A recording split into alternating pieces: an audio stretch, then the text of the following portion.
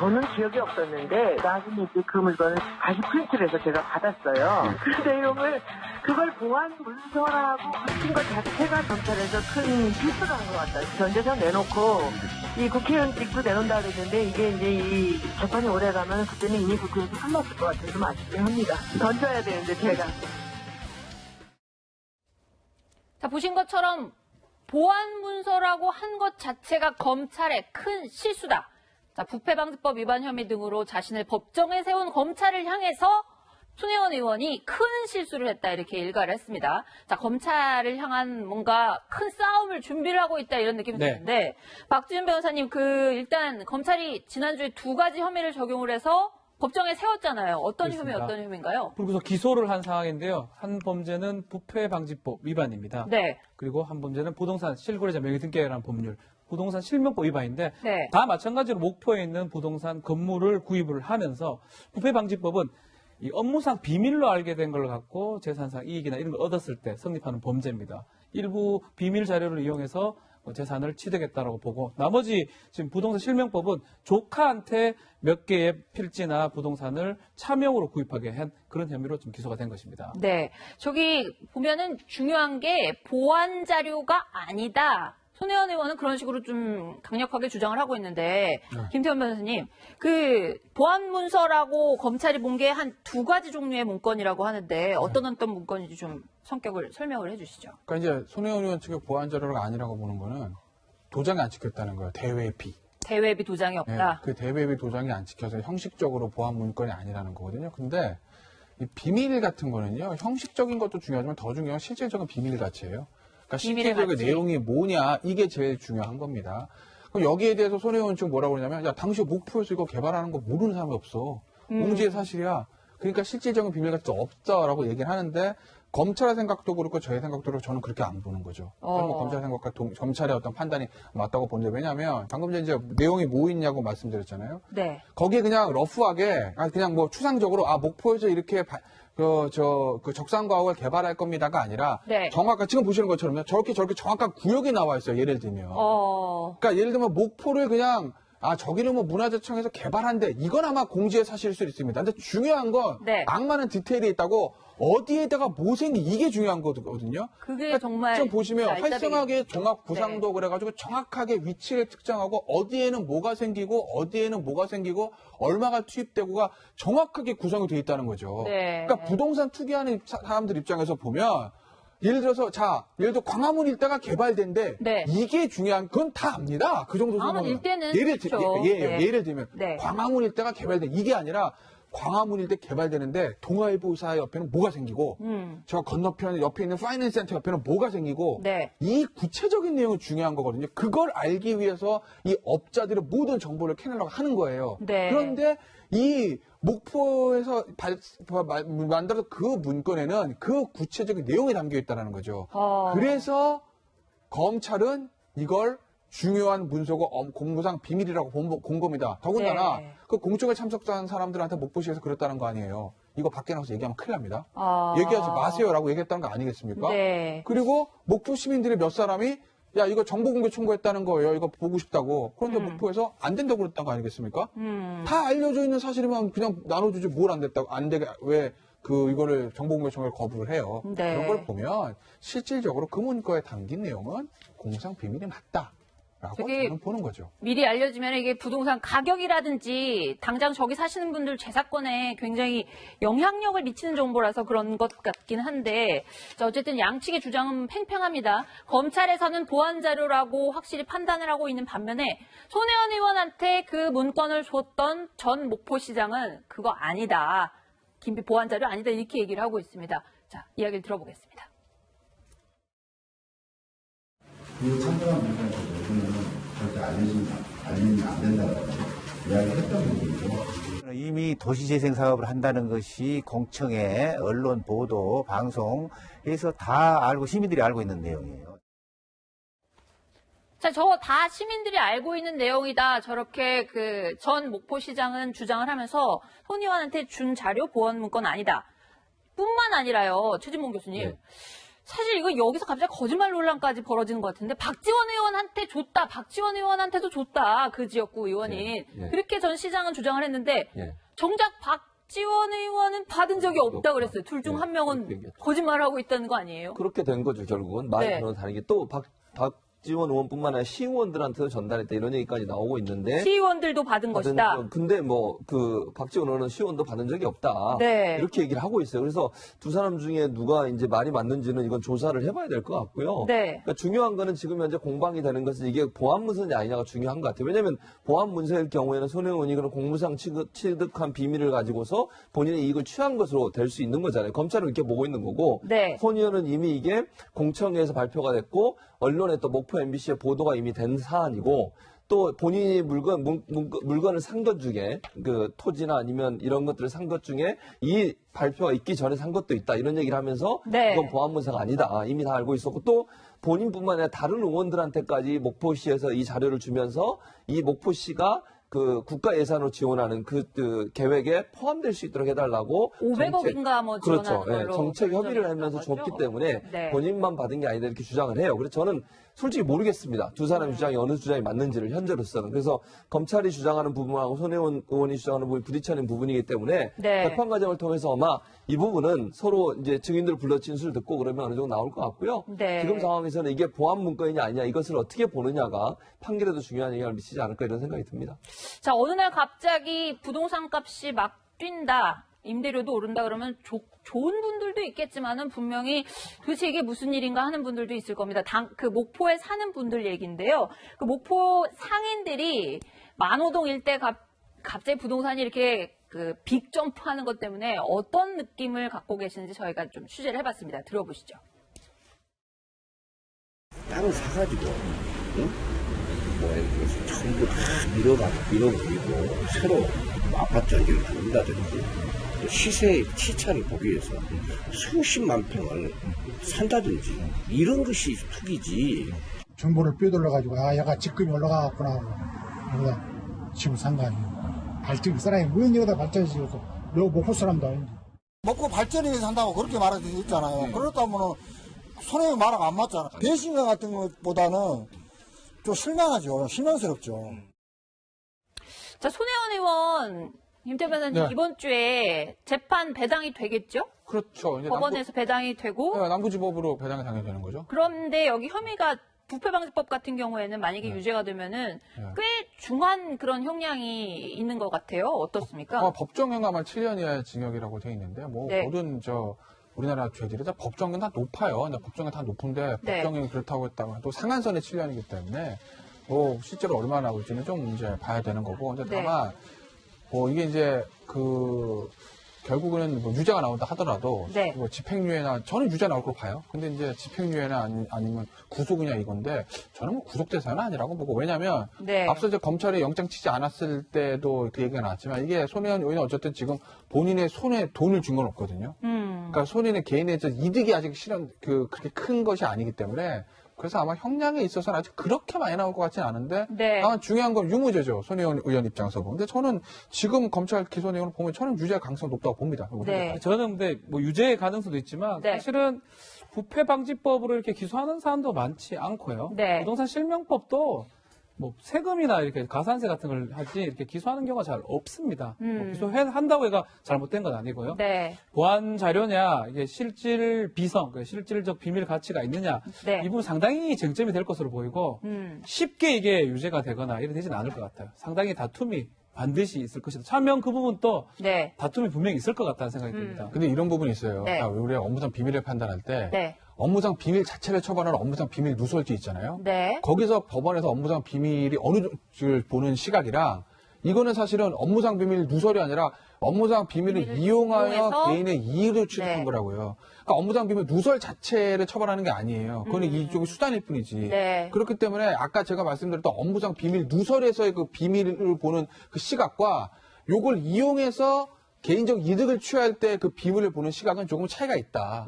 그렇다고 보면 만일 그거를 밖으로 유출한 것 자체를 처벌하는 범죄라면 모르겠으나 그게 아니기 때문에 이 정도 자료라고 하면 이걸 이용해서 이득을 얻었다라는 그 구속 요건에 해당하면 판단하는 건 저는 그리 어려운 건 아니다. 이득을 많이 얻지를 못했기 그렇기 때문에 따질 것 같아요. 그러니까 이득을 못 따지가 형량의 문제인 거거든요. 그러니까 유무죄 판단에 있어서는 저는 뭐 별 무리가 없다라고 봅니다. 일단 법정에서 지금 말씀하신 것처럼 변호사님들 말씀하신 것처럼 팽팽한 쟁점들이 여러 군데 좀 펼쳐질 것 같은 생각이 들고요.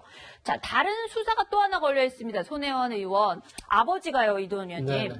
그 아버지 손용우옹이라는 분께서 그 6번 그 유공자 신청을 해서 떨어졌는데 7번째인 올해가 아니죠. 이번 그 보훈 신청에서는 그 건국 훈장을 받게 됐어요. 이 부분이 또 뭔가 피우진 처장의 직권남용 혐의라고 그래야 되나요? 이런 부분 논란이 되고 있는데 이 수사는 어떻게 돼가고 있습니까? 그러니까 지금 그 이제 두 가지 쟁점이 있을 수 있는데 네. 하나는 그 정책 방향이 되고 하나는 이제 절차 문제가 될 수 있는데 6번 안 됐다가 이제 7번째 됐는데 그 네. 과정에서 피우진 그 보훈처장이 그 담당 국장 등 직원들을 데리고 손혜원 의원 사무실에 가서 설명을 한 다음에 이제 이게 되지 않았습니까? 네. 그래서 그게 과연 뭐 적절했는지 그게 뭐 어떤 뭐 직권남용이나 이런 게 될 수 있을지 모르겠지만 그런 부분 또 그 과정에서 그 사실은 이제 전화로 신청을 했다고 그러는데 그 손혜원 의원 측에서 근데 그 저기 검찰이 조사해본 결과 그 접수가 또 안 됐다는 그런 절차적인 문제가 있을 수가 있어요. 근데 정책적으로 손용우 씨를 그 서훈 대상으로 한 게 맞느냐? 이 부분은 검찰에서 조금 조사하기가 쉽지는 않을 것 같습니다. 왜냐하면은 이 부분은 문재인 대통령의 정책적 의지가 담긴 거고 이게 손용우 씨에서 끝나는 게 아니라 김원봉 서훈까지 연결되는 그런 그 이 정권의 정책 방향과 관련되어 있는 거기 때문에 과연 검찰이 거기까지 수사를 할지 또 네. 대상인지 또 만약에 하게 된다면 또 문재인 정권하고 검찰 관계는 어떻게 되는 건지 이런 여러 가지 복잡한 함의가 담겨 있는 이게 수사가 될 상황입니다. 그래서 검찰이 이걸 언제쯤 발표할지 발표한다면 어떤 식으로 할지 그래서 굉장히 여러모로 좀 주목이 되긴 합니다. 보훈처장이 직접 찾아가서 유공자 신청을 하라라고 하는 게 사실 뭐 여기 계신 패널 분들한테도 해당되겠지만 이례적인 일 아니겠습니까? 의원이기 때문에 가능한 일이 아닌가 이렇게 많은 분들이 의심들을 하고 있는데 자 피우진 처장 그 당시 자기가 찾아갔던 이유에 대해서 국회에서 설명을 한 적이 있습니다. 뭐라고 했는지 한번 들어보겠습니다. 민원인한테 그 과정을 중국장이라서 설명하는 그런 경우가 있습니까? 이게 손혜원 의원한테 주는 독특한 유례 없는 사례. 그건 아니 문의가 오면 저희들이 방문해서 설명을 드리고 그렇게 하고 있습니다. 장관님이 직접 가시고 주무국장이 직접 가고 그렇게 해서 하셨어요? 문의가 오면? 주무국장이 갈 수도 있고 장관이 갈 수도 있고 그런 사례는 어떤 사례에서 손혜원 의원하고 동일한 처우와 예우를 해서 가서 보고했다. 그 전례를 대세요 그러면. 그건 어디 있습니까? 드리겠습니다. 예? 네, 드리겠습니다. 찾아서. 예. 드리겠다고 했는데 그 김태현 변호사님 네. 혹시 뉴스 팔로우가 되셨는지 모르겠는데 피우진 처장이 이태규 의원한테 그 전 사례를 줬나요? 저는 줬다는 물론 안 줬다는 보도는 없었지만 네. 줬다는 보도도 없거든요. 그러니까 뭐 그 어떻게 됐을지 좀 저희가 단정할 수는 없는데 만약에 그런 사례가 있어서 줬으면 제가 보훈처 쪽에서 얘기가 나오지 않았겠어요? 왜냐하면 저 상황이 사실 보훈처한테 좀 불리한 상황이니까 예를 들어서 그런 사례가 찾아가지고 예전에 보니까 얼마 전에 이런 일이 있더라고 뭐 찾아가는 보훈 뭐 이래가지고 네. 뭐 우리가 저 담당 사무관이 가서 그렇게 새로 신청할 거를 권유한 사례가 있다. 라고 이제 있으면 발표했겠죠. 그러면 사실 이태규 의원이 사실은 굉장히 저 질의가 결과적으로 잘못된 질의가 되는 거 아니겠어요. 근데 그렇게 보훈처에서 지금 보도자를 배포한 거나 하는 것이 없는 걸로 봐서 그런 사례는 찾지 못한 것 아닌가라고 저는 좀 짐작은 해봅니다만 네. 아직까지 그 부분에 대한 뭐 보도는 없었습니다. 네. 자, 손혜원 의원의 또 친구로 유명한 우리 대통령 영부인 김정숙 여사가 지난주에 또 뉴스의 중심이 됐습니다. 대기업 CEO들을 청와대로 불러서 지난주 목요일 날 점심을 함께 했다고 하는데요. 자, 최진봉 교수님 어떤 자리였는지 먼저 좀 간단히 설명해 이 자리가 어떤 자리냐면요. 네. 그러니까 기업이 사회적 책임이라고 해서 기업이 사회에 기여하는 것들 있잖아요. 네. 기업이 돈을 벌어서 그 돈을 사회에 공익적인 목적으로 사용하는 그런 일들을 하는 사람은 그러니까 CEO라고 얘기할 수 있을지 모르겠어요. 왜냐하면 이분들이 하시는 일이 SK 같은 스펙스 추구 협의회 SV 위원장, 네. 소셜 서비스라는 의미인 것 같고요. 그 다음에 이제 롯데 지주의 커뮤니케이션 실장. 그러니까 커뮤니케이션 실장이라는 그 이제 홍보 업무를 담당하신 분이지 않겠습니까? 네. 그래서 이분들은 이제 CEO의 개념에 물론 뭐 넣을 수도 있겠지만 임원들인 건 임원들은 확실하죠. 네. 임원들은 확실한데 하시는 네. 업무 자체가 결국 기업의 사회적 공익적 책임을 담당하기 위해서 예컨대 뭐 기부를 하거나 아니면 어려운 분들 도와드리거나 집을 지어주거나 이런 일들을 하시는 분들이에요. 네. 이분들 뭐 이제 불러서 같이 식사도 하시고 아마 대화를 하시고 격려를 하신 것 같아요. 이유는 이거예요. 20일 날 친여성, 친가족 정책에 호응해서 사회적 공헌을 하는 이런 기업들의 담당자들을 불러서 네. 이게 격려하는 차원에서 모임을 가졌다 이렇게 청와대는 발표를 했고요. 원래 네. 비공개로 하려고 했는데 이게 이제 언론에 보도가 되면서 결국 보도가 됐고요. 그렇게 밝혔습니다. 그래서 이게 뭐 이제 야당 측에서는 이게 김정주 여사가 마치 기업의 CEO들 불러가지고 뭐 옥죄는 거 아니냐 이렇게 얘기하시는 부분이 있는가 저는 뭐 그렇게는 보진 않고요. 네. 사회적 공헌도 이제 영부인 또는 여사, 대통령 부인인 여사가 활동하시는 부분이 우리나라는 좀 그게 우리나라도 많이 있긴 했어요. 드러나지 않아서 그렇죠. 근데 네. 외국 같은 경우 예를 들면 오바마 부인인 미셸 오바마나 뭐 클린턴 부인인 힐러리나 이런 분들 같은 경우 미셸 오바마 같은 경우에는 뭐 흑인 인권 운동을 해서 많이 활동도 하셨고요. 네. 학생들의 비만 그거 퇴치하기 위해서 열심히 활동하셨고요. 네. 그다음에 이제 뒤처지는 아이들 없게 만들자 교육의 시스템에 있어서 네. 독자적으로 활동을 많이 하셨기 때문에 이거 뭐 이런 부분에 있어서 대통령 부인으로 살 수 있는 일이 있다면 저는 이게 네. 우리가 그렇게 뭐 오해해서 볼 수도 있겠지만 그런 네. 개념보다는 저는 격려하고 사회적 공헌에 좀 더 많은 확산을 일으켰으면 좋겠다는 의도로 하지 않았나 이런 생각이 듭니다. 네, 이동훈 의원님. 근데 이제 네. 청와대의 대통령도 아니고 대통령 부인이 부른 거는 공식적인 직함이 아무것도 없는 분인데 저렇게 불러서 대기업 CEO들 부르는 게 적절하냐 뭐 이런 얘기들이 좀 나오기는 해요. 어떻게 보십니까? 저는 이때까지 본 적은 없었던 것 같습니까? 뉴스로. 대통령 부인의 활동에 대해서 저도 가급적 그 예우를 해주고 싶은 게 기본 입장인데 네. 이번 건은 대단히 그 부적절했던 것 같습니다.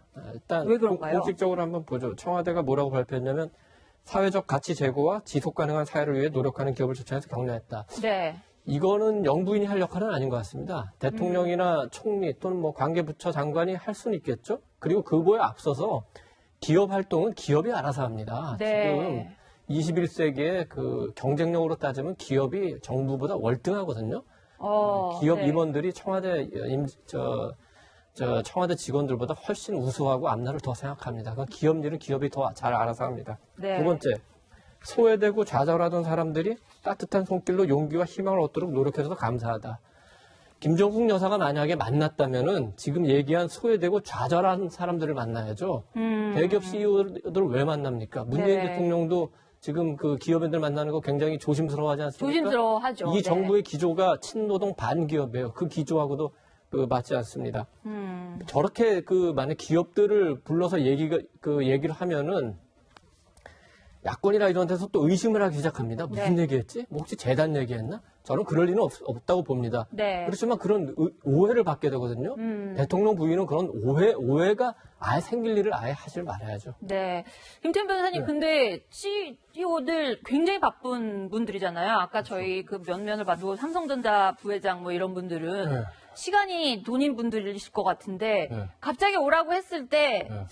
바빠서 못 가겠다 이렇게 얘기는 못하는 분위기 아닌가요? 그럼 사실은 뭐 영부인뿐만 아니라 청와대 뭐 대통령이 해도 마찬가지고 네. 청와대 사실은 뭐 경제부처 고위관 예를 들면 정책실장이랑 경제수석들이 이제 면담을 요청했을 때 한국 현실에서 기업의 고위관계자 그걸 거부하기는 쉽지는 않죠. 그러니까 네. 예를 들어서 CEO가 회장이라고 했을 경우 회장이 정말 해외 출장 때문에 못 가면 거기에 동등한 어떤 부회장이라든지 이런 고위층 어쨌든 이제 하기 마련이거든요. 네. 뭐 대통령 영부인이 이제 그 기업 총수들보다 이제 CEO급들 만나는 게 사실은 글쎄요, 뭐 적절한지 부적절한지 여러 가지 의견이 있을 수는 있는데 이게 네. 이제 경제 활성화나 이런 부분들 관해서 대통령이 만약에 면담을 요청해서 야, 이제 우리가 경제가 안 좋으니까 투자를 많이 해주고 그다음에 고용을 좀 창출하자라고 얘기를 했으면 크게 이제 뉴스거리가 안 됐을 텐데 네. 그 영부인이 일종의 사회공헌 차원에서 본인의 어떤 그런 이슈를 좀 부탁하기 위해서 불러 모았다는 게 그렇게 사실 우리나라 역사에서 많이 있었던 일이 아니기 때문에 네. 결국 이것저것 얘기가 나오는 거가 그리고요 제가 네. 저한테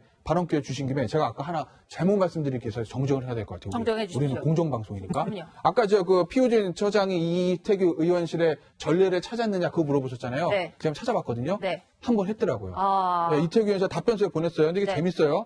그러니까 원론적으로 요청하라면은 뭐 우리가 예를 들면 방문하여 설명해 드리도록 조치하고 있다. 이렇게 원론적인 얘기를 하고. 네. 그런데 처장이 직접 만난 사례는 못 들었다는 거예요. 처장이 직접은 없다. 네. 네. 그건 못 들었고. 그런데 이제 처장보다 밑에는 국장이 직접 방문해서 설명드린 사례를 3건을 찾았는데 네. 그 3건이 참 애매합니다. 한 분은 조봉암 선생님, 그다음에 김가진님, 망공선님 이렇게 3분.